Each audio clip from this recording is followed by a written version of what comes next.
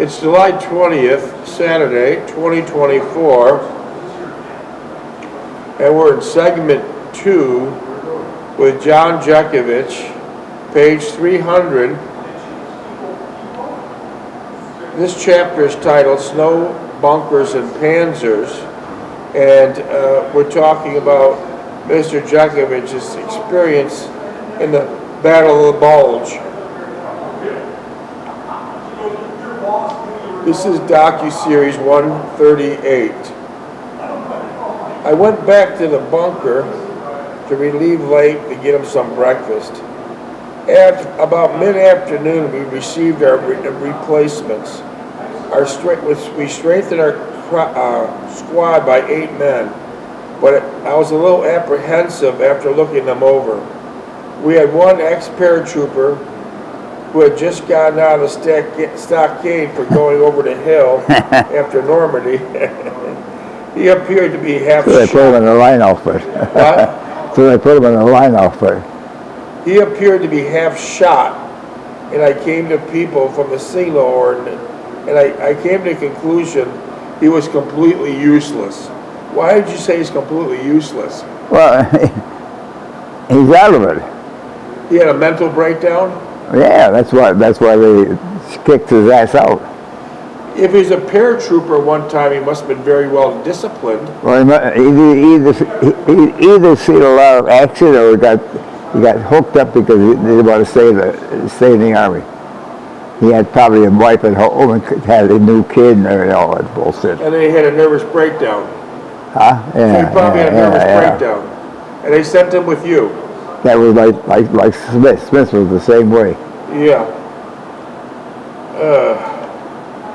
He appeared to be half shot, and I came to the conclusion he would be completely useless. There are several rear echelon people from the signal ordnance and the quartermaster. They had been pushed into the line on the account of the high casualties these past few weeks, and in all probability, they had never fired a weapon since basic training. Yeah. So the other ones they sent you weren't seasoned fighters. Yeah, and that's how you got. If you go to combat with guys like that, you're shot. You're shot. You can't depend on them. They would not be much help either. Also, we obtained several replacements from a provisional company formed in the States. They were draftees 18 or 19 years old in age, and these people I put my faith and my confidence in. I told them to dig a foxhole, and if they preferred, a 2-man bunker, whichever suited them. Sullivan, the ex-paratrooper, immediately began spurting about how much combat he had seen and how many Germans he had killed. Yeah. That's stupid, Smith. It had been my experience, with the little time I had over here, the people who bragged the most about their combat experiences were just the ones attempting to bolster their own egos and meager combat skills. Yeah. The ones who said nothing or very little were the ones that had seen a great deal of action. The 2 replacements from the provisional company, yeah, boy, that poor guy. Lester and Huber, said very little about started and once dug in a 2-man bunker. I put them in the same category as the 2 ammo bearers who saved my life. I know they would make out okay. So Lester and Huber were good soldiers. Yeah. Do you remember Lester and Huber? No, they didn't stay long.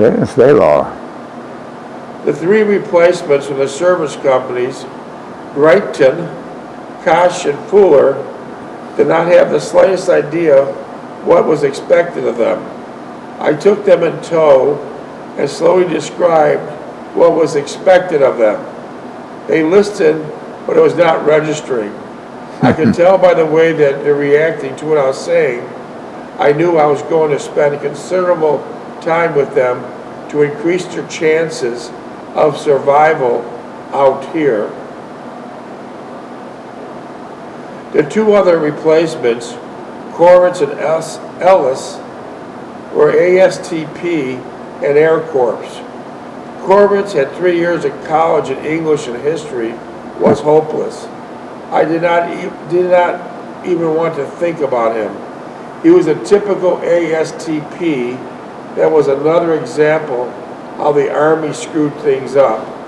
Instead of leaving Corwitz where he would be the most productive, they stuck him out in infantry.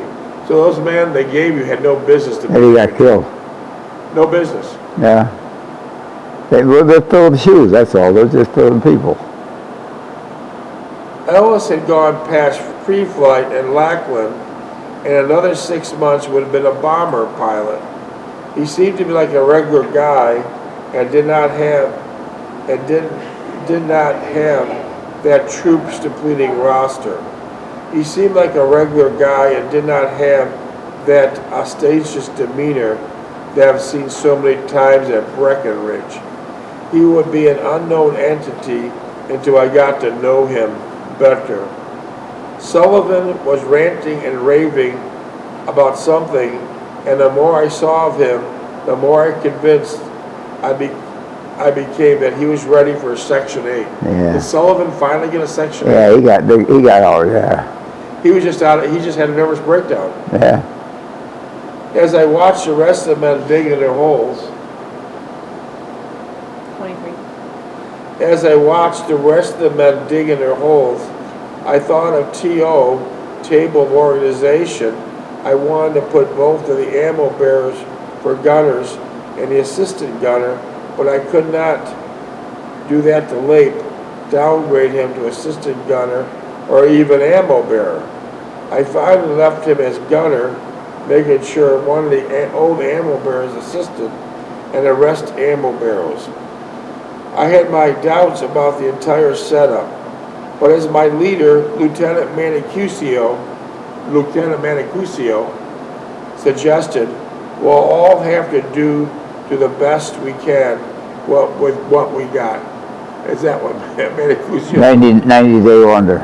90-day wonder. Yeah. Wow. What a guy. I made up a guard roster for that evening. The night hours was perplexed in knowing what to do with Sullivan. I did not want him screaming in the middle of the night, giving away our position to the Germans and jeopardizing the rest of the squad. I decided to put him with Grayton, and I would monitor their tour, which was $400 to $600. So if you put Sullivan out there on guard watch, he might just start. Yeah, he might go Lulu. Yeah. And then attract all the Germans. Yeah. Or the Germans didn't know where they were. They knew where they're now because he shot his mouth off. They knew their position. Yeah. Yeah. Hoover was summoned to the CP for the same reason. I would fill him in until he returned. Lester was already in the bunker when I got there.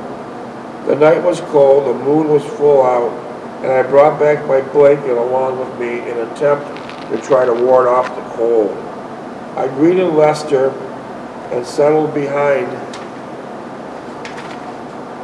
the gun, first checking to see that it was free and not frozen. I tried to get Lester to relax by telling him that this was a quiet area for the time being. We talked a little in low tones and keeping an ear cocked for any strange noises. He was from Indiana, away from Evansville, and this was his first time away from home. I smiled and said, "Welcome to the club. Most of the division is in the same situation." He did not have a steady girlfriend, but he knew several. I smiled at that. He worked at a defense plant after graduating from high school, and it was not long before Uncle Sam got a hold of him. He seemed like a nice person, someone you could trust your life to.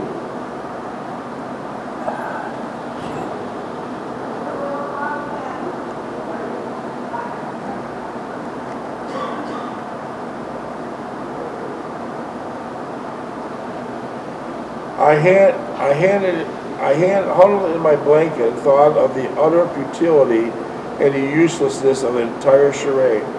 The absurdity of this outpost in this freezing weather was meaningless and complete nonsense. We are too far up north to be included in the German offensive, and I expected we would be moving up shortly as soon as the higher echelon got their act together. Cuba returned in a little while, and I left the bunker and returned to the larger one to get some sleep. I thought of Lieutenant Mancuso sleeping all warm and comfy at a chateau back in town, and how some got the deals while the rest of us struggled along from the day to day. Granted, we did not see the big picture, but there was no justification or reason to expose the troops in such a manner of incompetent and unskilled leaders. That morning we got word we're moving up. We attached to the 7th Airborne and heading south. Everyone was apprehensive, electrified with fear and excitement, especially the men who had been thrust in the middle of the conflict and thought they had no business being here. As we bounced around in trucks, Gregson became noticeably disturbed and bewildered. I thought of Varilla and tried talking to him to reassure him that he would be all right. But I soon realized he was too far gone. His two companions, Koch and Fuller, were not much better. I wondered what I was going to do with them when we got on the line. In the distance, in the distance, we could hear the rumble of the 105s and the 155s as they left their howitzers seeking the enemy.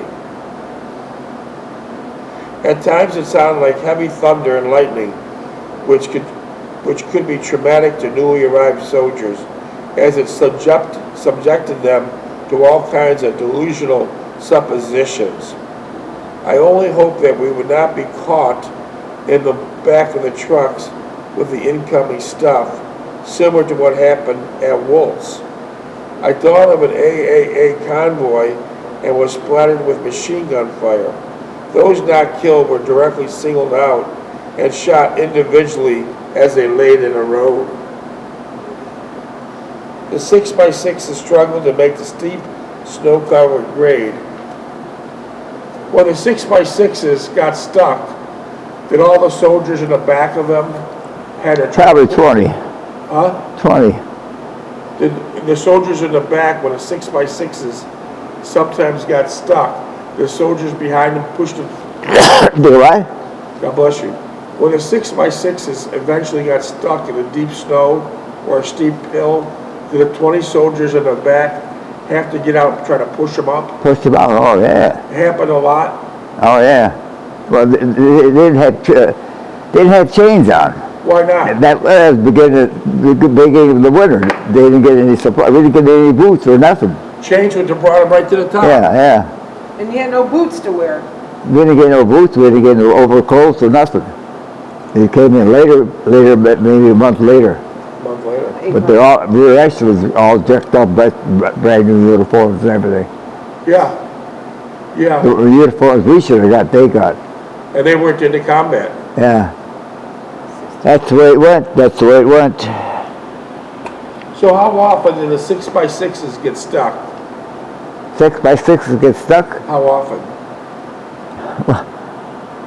Some of them got changed. Somehow the requisition changed. They put the change on. They got out. But most of them, they didn't have no studs on the tires or nothing. They just regular. They were summer tires. Did the 20 soldiers, were they able to push out a 6x6? The what? When a 6x6 was stuck, was 20 soldiers enough to push them out?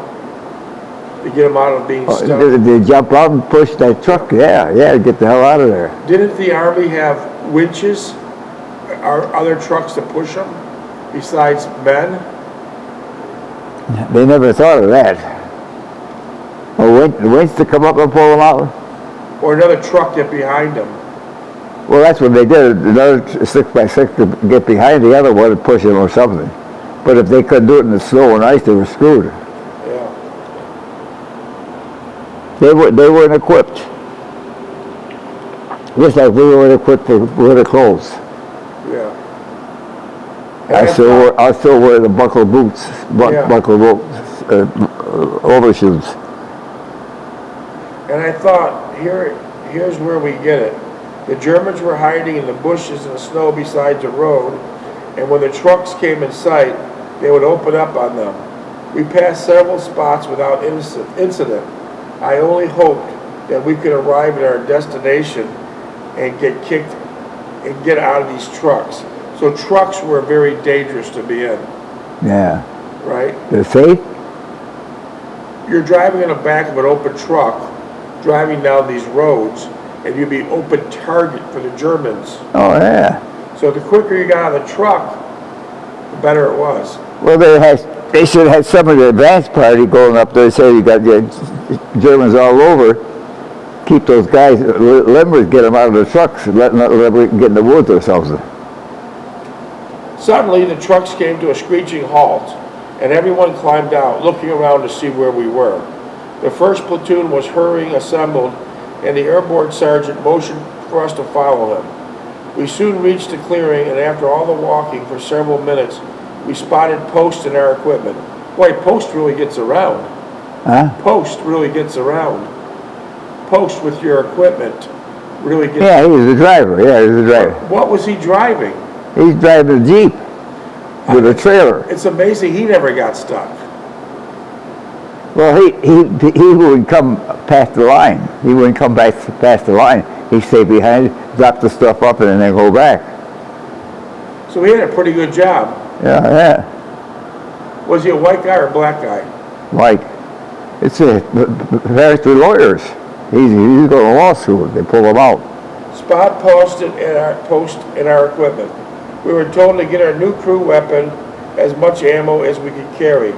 Another paratrooper came up to us, smiled, and told us we were led to a small knoll just behind the crossroad. Dig the gun in and make some holes for yourself. The sergeant stated matter-of-factly this was a defensive position to repulse the enemy from acquiring the crossroads. He also stated there was another gun emplacement about 200 yards on our right flank, and yet there was nothing protecting our left flank. There were German patrols in the area all day, some in considerable strength. As long as there were no tanks accompanying them, we would stand fast and hold. He also suggested to cover our holes with logs and earth to avoid being hit by tree burst from mortar or artillery fire.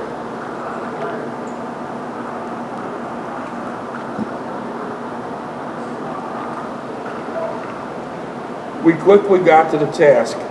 In short order, he had the gun emplacement completed and roofed with logs.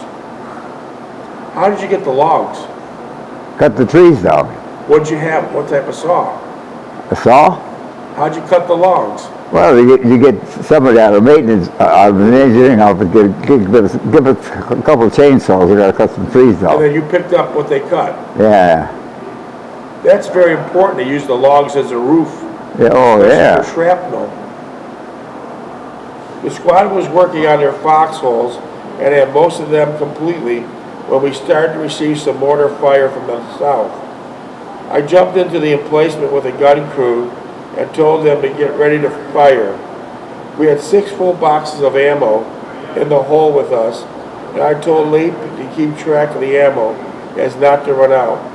He nodded and looked about for any movement to our immediate front, and spotted several white figures in 2s and 3s creeping cautiously towards us. But then there were more, perhaps a dozen or so, fanning out to our unprotected left flank. So we had no protection on the left flank. Huh? No. I mentioned to Lape, commence fire, and I could hear the gun to our right open up at the same time.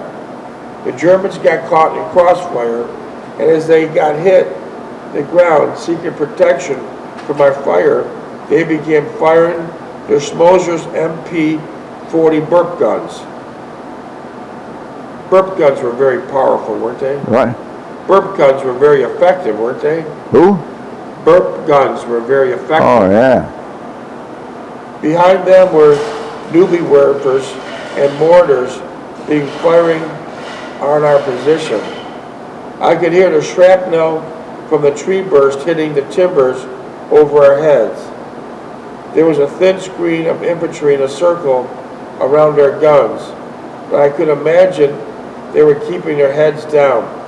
The mortar fire increased in intensity, which meant only one thing, tanks. So when you heard mortars, you know tanks were coming. Oh, yeah. Attack, attack, attack. You heard tanks coming. When you heard that mortar fire, you knew damn well there was going to be some Panzers behind it, right? Yeah. Get in the woods, get in the woods. Those tanks couldn't maneuver in the woods.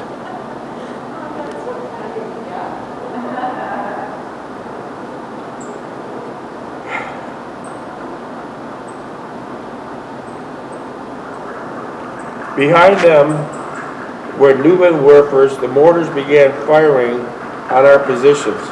I could hear the shrapnel from the tree burst hitting the timbers over our heads. There were a thin screen of infantry in a circle. 8 minutes. But I imagined they were keeping their heads down. The mortar fire increased in intensity, which meant only one thing, tanks.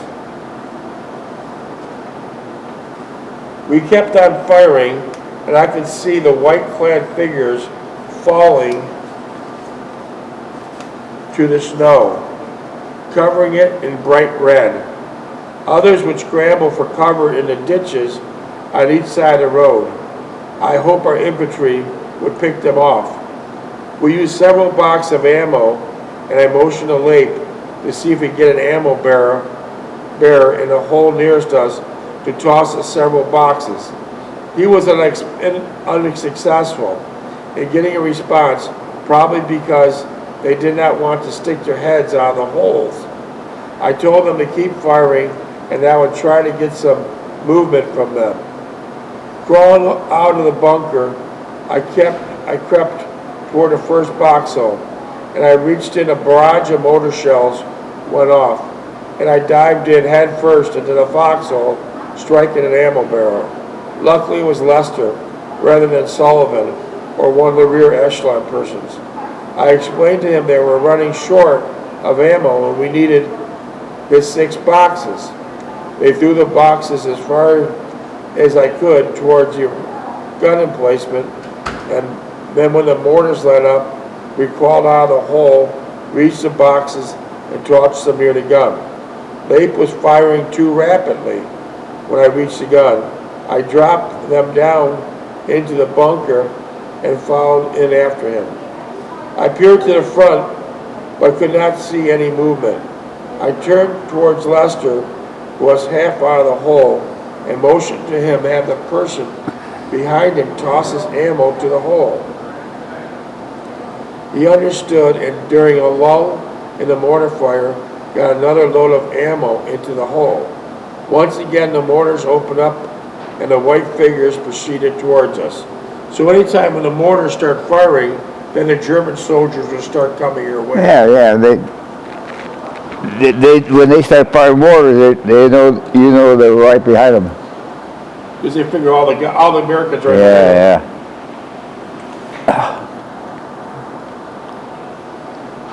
Firing at them, I could see several go down screaming in pain, but they still kept coming. The gun on the right was firing more rapidly, and I only hoped they would not run out of the ammo.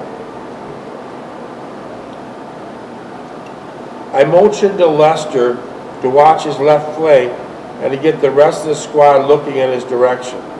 He nodded, and I knew he would understand me. There would be sounds of larger shells going overhead. It was outgoing. A 105 battery had opened up to our rear, and I could make out the bodies of the dead Germans strewn in the front of our position. They had breached our initial perimeter. The screen of the riflemen were now entering our second perimeter, our gun emplacement. Did a lot of American soldiers get killed by friendly fire? Oh, yeah. Mistake.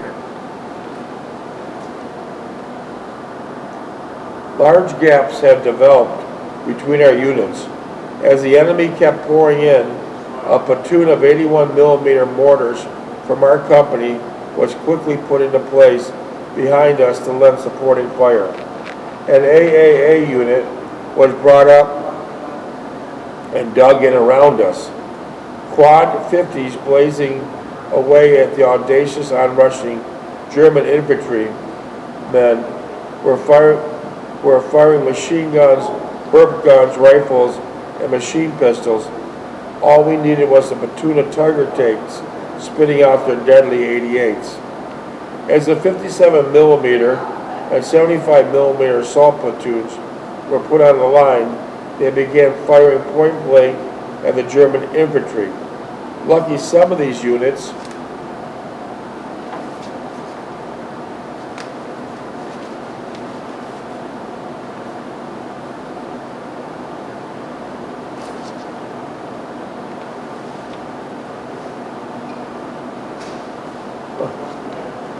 Hey, would you be able to look for, I'm looking for page 305, snow bunkers and Panzers. I'm missing about 6 pages. If you could just take them all to that table there, we'll have more room to work on them. No, ask him about something on that page right now, okay? I'm going to. So, what's quad 50s? What's quad 50s? Quad 50s. 150? It says dug in around us. It's quad 50s blazing away.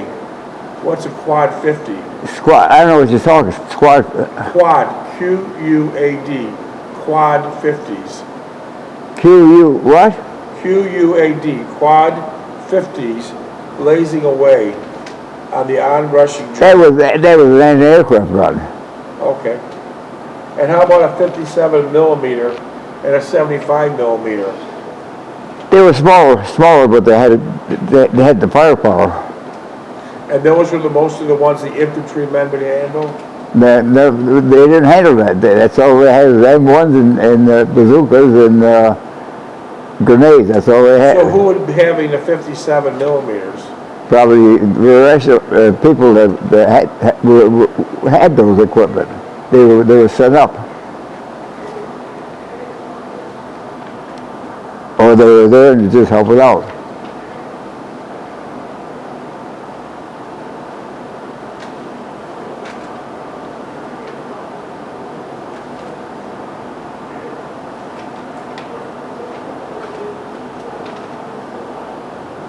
How long did this battle last, this encounter?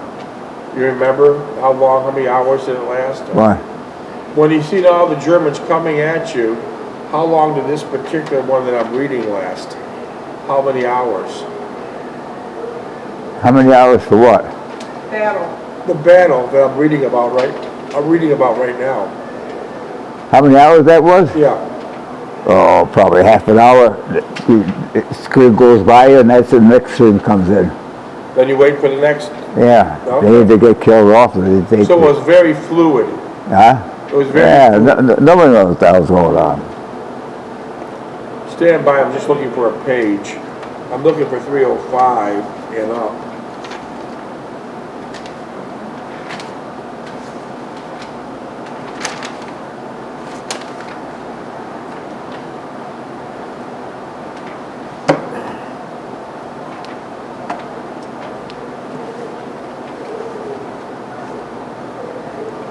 Ask him another question.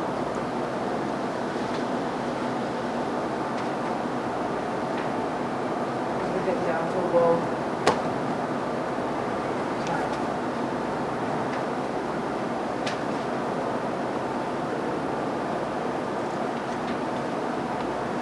Did most of the soldiers dig foxholes or trenches? Foxholes. Well, it was too ground, like,